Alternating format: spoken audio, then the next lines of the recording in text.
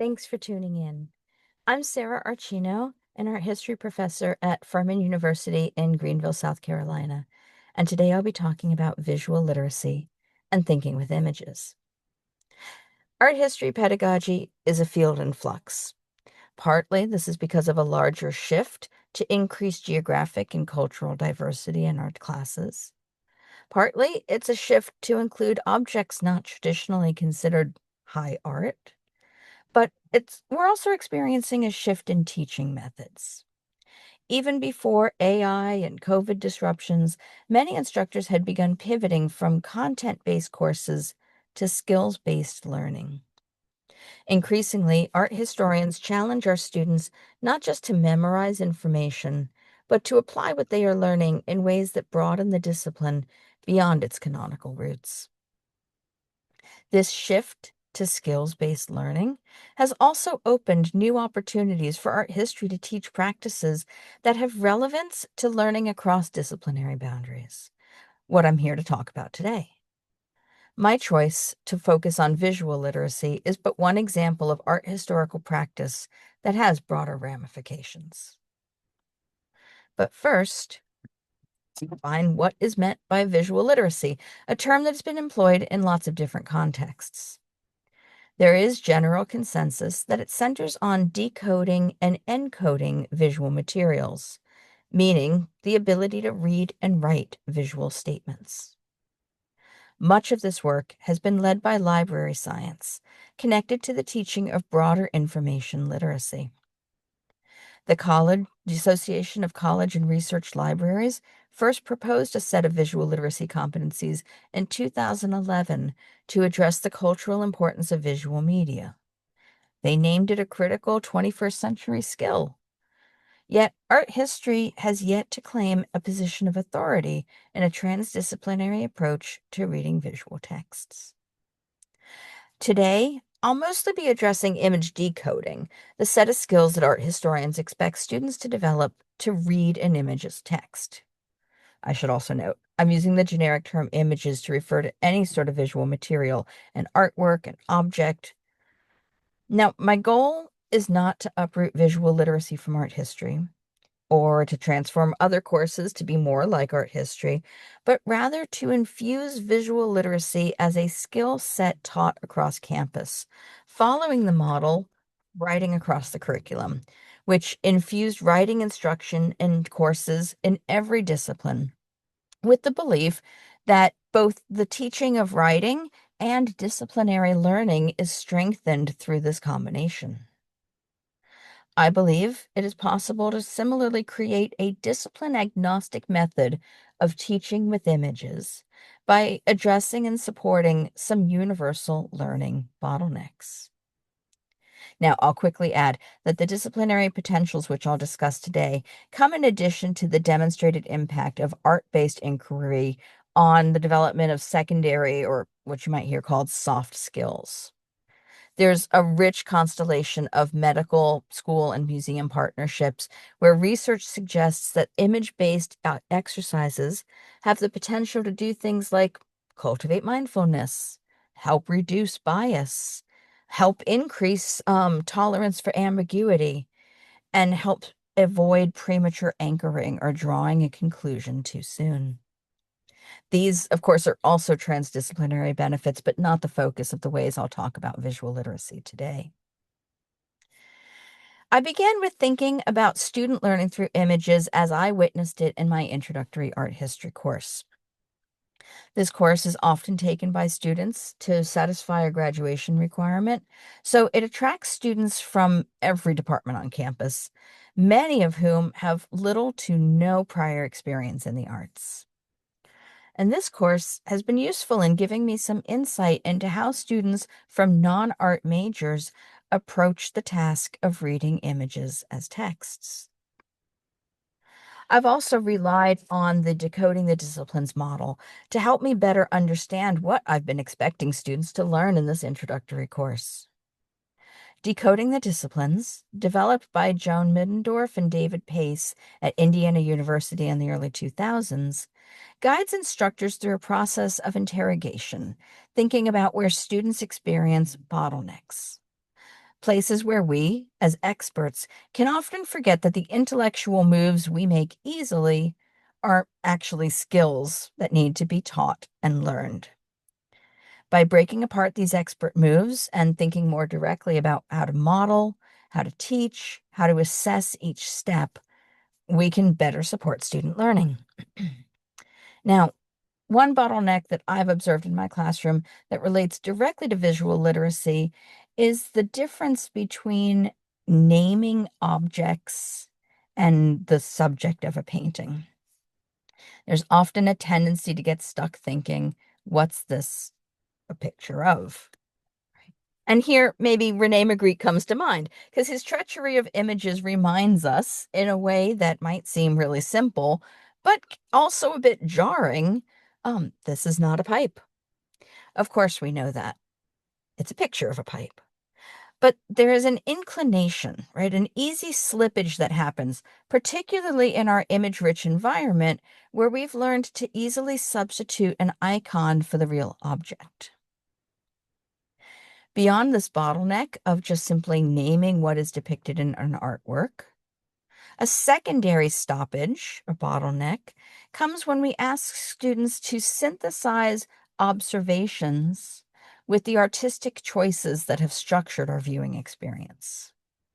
Okay. So in art history, we teach like there's might be the subject of the work, but that's not the only way an image or an object conveys information. Okay. An expert approaches this task of reading by close observation of the formal elements or the visual elements of the image. Now, I should say, this is different from just interpreting what you think the image means. That's a totally separate task that involves another set of learning bottlenecks and a different level of art historical work. But to return to our Magritte, as art historians approach this bottleneck of visual analysis, we would think about the artistic choices that have been made, right? Perhaps how Magritte has rendered this pipe in an illusionistic fashion, carefully modeling its three-dimensionality through the modulation of color and light and shadow to more easily encourage our initial slippage into identifying this as a pipe instead of a picture of a pipe. Painted in 1929, when more abstract styles had challenged the expectations for concrete reality in painting, such a naturalistic rendering must be understood as a choice rather than a default expectation. Art historians might also think about how Magritte has suppressed any background, choosing instead a neutral field against which our pipe hovers in space, allowing us no distraction or impulse to narrative. Instead, he focuses our attention on the semantic play at hand, coupling his illusionistic pipe with only the simple text below. Ceci n'est pas une pipe. We might recognize that the text is written in French, and centers around a word that remains the same as it's translated into English. Pipe. Now, all of this analysis is predicated on teaching through another bottleneck, the process of close, slow looking. As Georgia O'Keeffe once wrote, to see takes time, like to have a friend takes time. Yet we, and I'm not going to limit this to just students, we've all been conditioned to look quickly and superficially. A 2016 study found that the average time people spent looking at an artwork in a museum was under 29 seconds, with most people spending only 10 seconds. And who has the time to slow down and look closely? Researchers estimate that as many as 5 billion photos are taken every day worldwide. 3.2 billion images are shared online daily. Simply asking students to slow down and look is a skill that needs to be modeled, taught, and practiced before its full value can become apparent. Now, so far in this exercise, I've named 3 bottlenecks, places where students experience struggle as they try to complete tasks the way an expert would, right? Looking closely or slowly, moving beyond just naming objects while not jumping to conclusions or interpretation, and analyzing the impact of artistic choices on the viewing experience. These bottlenecks are intrinsic to reading images, not really to the study of art history. So, in order to make teaching with images and through these bottlenecks a productive exercise for other disciplines, I wanted to find a way to model and structure these foundational steps. I've mapped my process onto the Visual Thinking Strategies protocol, developed in the 1990s by Philip Yenawine at the Museum of Modern Art, New York, and popularized by museum educators ever since. Because this protocol is highly effective for facilitating classroom discussions, and also because it doesn't require extensive disciplinary training in arts. It's easier then to transport across a disciplinary lens. It's based on 3 questions. What is going on in this picture? What makes you say that? And what more can we find? I've combined the visual thinking strategy, I've combined the visual thinking strategies protocol with my working scaffold of image decoding and encoding. To decode today, we'll work from left to right. Start with an image and ask the questions. What is going on in this picture? Engages students in a process of naming, right? This stage includes the development of close-looking skills and increases the capacity to identify objects, locations, narratives, figures, etc. When we ask what makes you say that, we are building on those named elements, right? Asking students to describe, right? And this description can include a richer explanation of named elements, but it can also include observation about the relationships between these elements or the ways that they are depicted. This step encourages observers to unpack elements that help them reach some sort of conclusion about what is going on in this picture. What more can we find is a return to naming, a step that encourages students to consider the complexity of an image, right? To think about alternative ways to name objects and also to encourage some flexibility, right? Students often begin this process thinking that what they see in the work is obvious. And as they work together, they start to learn that those initial impressions differ widely within the group. Right? Through this process, students have to consider alternative interpretations. They have to choose what they're going to accept or reject. And they might further refine their own position as they hear what their classmates see. They might even need to allow it contradictions to coexist in ways that happen in the real world. This process can go on as long as the instructor wishes, but once there's either some sort of consensus or you want to move on to the next stage, I've added another level of questioning that I think will help us get to the stage of analysis. What choices did the creator of this image make that impacted your response? This is more than an expansion of description. In this new step, I want to give students the opportunity to practice that other bottleneck, the ability to analyze an image, right? Considering the ways that this was constructed to create meaning, right? To build to an interpretation. Now, this stage can sometimes include um, visual elements that students and instructors may not initially be familiar with. So I have created a handout that can help facilitate this conversation. And this can be a handout that is used by instructors. This can be a handout that you give directly to students. And like any of the handouts I'm going to talk about today, I've uploaded them and they are available for your download. I would love to hear about how you use them or if you have comments or suggestions. And I will repeat this QR code throughout the presentation. Now, why is that step important? Reading images requires understanding them as constructs. This last stage of analysis encourages students to consider the processes of choice and what went into what might seem like an objective document. It sparks critical thinking about how the artist, who was a real person grounded in a specific time and place and set of circumstances, has presented information to the viewer with an intention. And this skill does not need to be limited to aesthetic images or art. It can easily be mapped onto reading representations of data, graphs, maps, or any other kind of visual material that might seem objective, but can carry biases and creative intentionality in how information is presented. To help broaden my approach to visual literacy beyond my own art historical training, I've collaborated with some colleagues at my university, and my thanks today go to Dr. Megan Slining for her partnership in the two examples I'm going to share now. I posit that this model can provide practice in several key tasks that students need to learn, both for visual literacy and to enhance their disciplinary learning. For example, health science students practice these skills before watching a photo documentary on drug-resistant tuberculosis.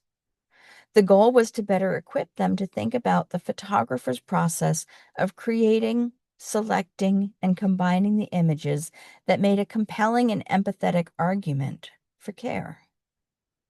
This opens the door for students to engage more deeply with the assigned documentary, or perhaps to think about visual means of advocacy as it relates to their specific field of study, instead of being passive viewers of the visual components of the film. Now, from here, there are possible extensions into how we could introduce additional research, mirroring how an art history class learns object-based inquiry. An art historian or an expert would take an image, read it firsthand, and then connect that image to a network of information. So students at the introductory level have unpredictable levels of pre-education or contextual knowledge. So I've actually developed two worksheets that can help guide this connection of observations to information. The first is connecting an image to readings that may have been assigned for the class.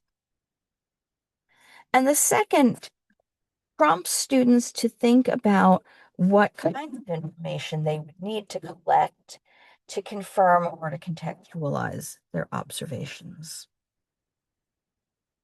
Now, support for this mental process can be found in Chris Argyris's theory of the ladder of inference, which seeks to explain how we reach conclusions in a complex environment and comes from a very different field than art history. He argues that in order to process information in a surplus of stimuli, we must, quote, abstract from the buzzing confusion of everyday life. In this model, he suggests that we move from this everyday life, or what he calls relatively directly observable data, by applying a series of increasingly abstract concepts. Thus, we move from what we observe to culturally understood meanings. And I would argue that this happens quickly in that VTS, Visual Thinking Strategies Enhanced model I described below, which allows students to begin processing the visual image so that then it can be enhanced by applying more specifically disciplinary concepts like theory, and then individual interpretation by an expert, or as we might think of our students as an emerging expert. Another area for continued exploration is the encoding or creation of images as a transdisciplinary skill. So I'm going to end today with a quick preview of work that I think is possible to continue developing. Now, I'm not a studio art professor. My interest here is not in teaching design or illustration or drawing. I'm interested in how creating an image encourages students to think differently about the organization and presentation of information in ways that might be different from the linearity of a written paper. To share a recent collaboration, students in a global health class are assigned a semester-long small group project that examines contributing factors to a global health problem. As part of this work, students were already creating a text-based acyclical chart to organize the findings of their research. We experimented with adding a second group activity where students had to spend the next class session translating their findings into an image. In their reflections on this activity, students found that these visual representations of their research forced them to think differently as they reinterpreted text into image. They recognized new relationships between factors and reconsidered the priority given to each component. Rather than just dealing with each source or each fact in the order in which it was collected, they were able to think more in a network fashion. One student group, who merely created a photo collage, was able to recognize upon reflection that their process had lacked a kind of interpretive stage and thus had failed to create a coherent narrative, right? Which itself leads to the final stage of the research process, which is to make a policy recommendation that could address the public health issue. Beyond course content, students also reported that they enjoyed this opportunity for a more creative engagement with course material, and that in these semester-long small groups, this exercise had shifted some of the group dynamics, allowing different students to emerge as leaders. There remains much work to be done in better understanding the cognitive processes involved in visual literacy and how we can support, teach, and assess student learning in this area. However, these preliminary results in decoding and encoding are promising. I welcome you to contact me if you're interested in exploring how visual literacy can support disciplinary goals in your teaching. I would love to hear if these worksheets are in any way helpful to you in your work. And I would really love to hear if you have ideas how this project can continue to expand. Thanks so much for your time. Take care.